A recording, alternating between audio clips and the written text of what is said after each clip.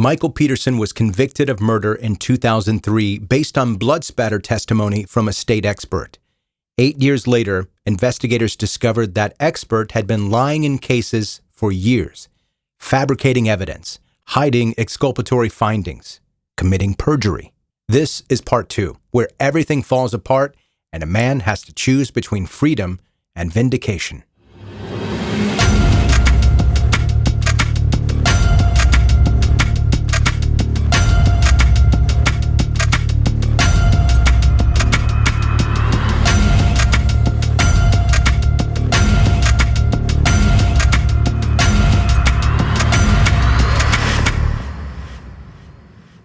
After Michael Peterson was convicted in October 2003 and sentenced to life in prison, he filed appeals.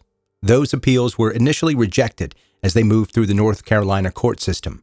For years, it looked like the case was over. Peterson was in prison. Kathleen's family had their conviction. The legal system had spoken. But then something happened that nobody expected. An independent review of the State Bureau of Investigation revealed a massive problem. And that problem had a name: Duane Deaver. Remember, Deaver was the blood spatter analyst whose testimony was the only direct evidence linking Michael Peterson to Kathleen's death. He was the one who said the blood patterns proved Peterson was present when the blows were struck. He was the one who declared it a homicide within 90 minutes of arriving at the scene. The district attorney himself had called Deaver indispensable to the case. The independent review found that Deaver had a long-standing pattern of fabricating evidence to support the prosecution. He concealed exculpatory evidence that could have helped defendants, and he committed perjury. This wasn't a one-time mistake for Deaver. This was systematic misconduct spanning multiple cases over years. In 2011, Deaver was fired from the SBI. The legal implications were severe. Deaver's testimony was the core of the prosecution's case. Without it, there was no evidence placing Michael Peterson at the scene as the person who killed Kathleen. Everything else was circumstantial. The 911 call, the bisexuality, the Elizabeth Ratliff case. None of that proved Michael Peterson beat his wife to death. When you build a murder conviction on the testimony of one forensic expert, and that expert turns out to be a fraud, you have a due process violation. The defendant didn't get a fair trial. The jury made their decision based on lies. Peterson's defense team filed a motion for a new trial based on this discovery. And in 2011, Superior Court Judge Orlando Hudson, the same judge who had presided over the original trial, granted the motion. Judge Hudson stated that Deaver had misled him and the jury, and confirmed that Peterson was entitled to a new trial. On December 16, 2011, after serving 8 years in prison, Michael Peterson was released. You would think this would be cause for celebration. The conviction was overturned. The key witness was exposed as a liar. Peterson was free. But freedom doesn't mean vindication. And it doesn't mean the nightmare is over. The state still planned to retry Peterson. A new trial was scheduled for 2017. And this created an impossible situation for the defense. On one hand, they had won. They had proven that the original conviction was based on fraudulent testimony. Deaver, the star witness, was discredited. Without him, the prosecution's case was significantly weaker.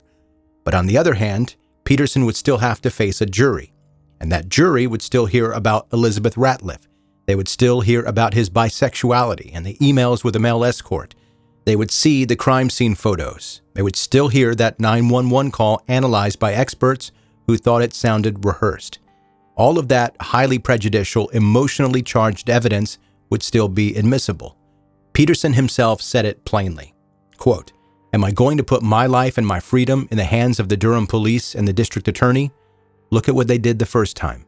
He didn't trust the system, and honestly, why would he? The system had already put him in prison based on lies. The defense team had to weigh the risks. If Peterson went to trial and lost, he would go back to prison for life. He had already spent 8 years there. He was older now. Another life sentence would mean he would die in prison. If he went to trial and won, he would be fully exonerated. His name would be cleared. He could definitively say that he did not kill Kathleen. But winning wasn't guaranteed. Juries are unpredictable, and the cumulative weight of all that circumstantial evidence, even without Deaver, might still be enough to convict him again. There was a third option. a legal compromise that would allow Peterson to maintain his innocence while avoiding the risk of another trial. It's called an offered plea. An offered plea is a guilty plea with a twist. The defendant pleads guilty to the charge, but they maintain their innocence. What they're acknowledging is that the prosecution has enough evidence that, if presented to a jury, would likely result in a conviction, but they're not admitting they actually did it. It's a pragmatic legal tool. It's used when the risk of going to trial is too high, but the defendant refuses to lie and say that he committed the crime. The court accepts the plea as a guilty plea for sentencing purposes, but the defendant gets to say on the record that he didn't do it. On February 24th, 2017, Michael Peterson entered an offered plea to the reduced charge of voluntary manslaughter. Peterson addressed the court after entering his plea. He said that accepting the plea had been the most difficult thing I've ever done. He used the opportunity to reinforce that he was not responsible for her death in any way. But legally, he's now a convicted felon. The charge was voluntary manslaughter instead of first-degree murder, but it's still a conviction. And because he had already served nearly 100 months in prison following his 2003 conviction, and the maximum sentence for voluntary manslaughter was 86 months, the time served covered his sentence. He walked out of the courtroom a free man. Not everyone accepted the resolution. One of Kathleen's sisters spoke in court and rejected the offered plea as meaningless. She said, "An innocent man does not plead guilty. Mr. Peterson pled guilty today." From her perspective, the legal distinction doesn't matter. He entered a guilty plea, therefore, he was guilty. And I understand that reaction. If someone in my family was killed and the person accused of killing them took an offered plea, I would feel cheated because there's no closure, there's no trial, there's no jury verdict, there's no definitive answer. But from Peterson's perspective, what choice did he have? Risk everything on a jury that might convict him again based on the same prejudicial evidence, spend the rest of his life in prison for something he says he didn't do, or take the plea, walk free, and maintain his innocence on the record? He chose freedom. So here's where we are. Legally, Michael Peterson is a convicted felon who pleaded guilty to voluntary manslaughter, but he maintains he's innocent. The conviction that sent him to prison was based on fraudulent forensic testimony. The prosecution's theory relied heavily on biphobia and the prejudicial introduction of another woman's death that German authorities had ruled accidental. The physical evidence was always ambiguous. 7 deep cuts to the scalp, but no skull fracture and no brain injury. Blood everywhere, but no murder weapon. A 911 call that sounded prepared, but also a man who might have been in shock. An alleged motive based on his sexuality, but also testimony that Kathleen knew about and accepted his bisexuality. We will never know for certain what happened at the bottom of that staircase on December 9th, 2001. Did Kathleen fall? Was she beaten? Was she attacked by an owl and then fell? Did Michael Peterson kill his wife, or did he find her dying and panic? The courts didn't answer that question. They couldn't, because the evidence was never strong enough to prove murder beyond a reasonable doubt without Duane Deaver's lies. Michael Peterson is a free man. He lives with the voluntary manslaughter conviction on his record. He has maintained his innocence in interviews and documentaries. The case has been covered extensively, including the documentary series The Staircase, which followed the trial and appeals over many years. Kathleen Peterson's family still believes Michael killed her. They believe the offered plea was an admission of guilt, regardless of the legal technicalities. The case remains unresolved in every way that matters most. We don't have a definitive answer. We have a legal compromise that satisfied no one, and maybe that's the most honest conclusion. Sometimes the evidence doesn't lead to a certainty. Sometimes the justice system can't deliver the truth. Sometimes all we're left with is doubt. Michael Peterson says he didn't kill his wife. The state of North Carolina says he pleaded guilty to killing her. And Kathleen Peterson is still dead at the bottom of a staircase with 7 cuts on her head and no clear explanation for how they got there. That's where this story ends. Not with answers, but with the uncomfortable reality that some questions don't have them.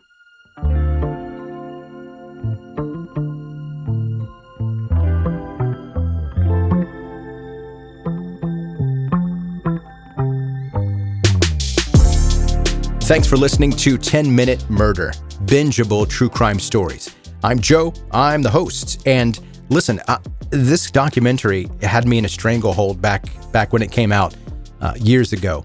And then I started getting requests more recently to cover this story.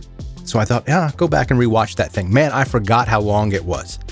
If you're going to watch The Staircase, get comfortable. Call in some meals to be delivered or something, because you're not going anywhere for like 13 hours. And if you haven't seen it, spoiler alert, you are not going to like Michael Peterson. He comes across very arrogant. He comes across like textbook narcissist.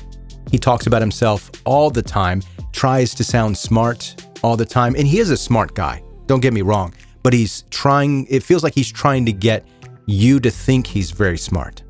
And I don't like that. But did he kill his wife? I don't know. I lean more toward, probably he did, but I don't know that. It's based mostly on what I saw from the documentary, plus the research that I did for this story. I feel like he did it, but also that's just a hunch by me. All right, if you are a new listener, this is the first episode you're tuning into. It better not be, because there was a part 1 to this. This is part 2 of this story. But if you're new to the series here, you can hit subscribe wherever you're listening right now, and that's going to help you more easily find the podcast when you open up your app to listen to more true crime podcasts. 10-Minute Murder is going to be right there for you if you hit subscribe right now. You can go to the website, 10minutemurder.com, catch up on everything that there is to know about the podcast, and also send me an email if you want to do that. And that's going to do it.